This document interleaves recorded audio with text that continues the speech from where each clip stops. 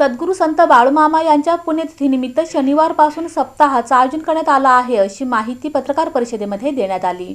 सद्गुरू संत बाळूमामा यांच्या 58व्या पुण्यतिथीनिमित्त शनिवार 17 ऑगस्टपासून विजयपूर पुणे या राष्ट्रीय महामार्गावरील उत्तर सोलापूर तालुक्यातील बेलाटी इथं सप्ताहाचं आयोजन करण्यात आल्याची माहिती संत बाळूमामा मंदिर समितीचे अध्यक्ष श्रीराम पाटील बेलाटीकर यांनी पत्रकार परिषदेत दिली। 6 दिवस सप्ताह आपल्याला आहे।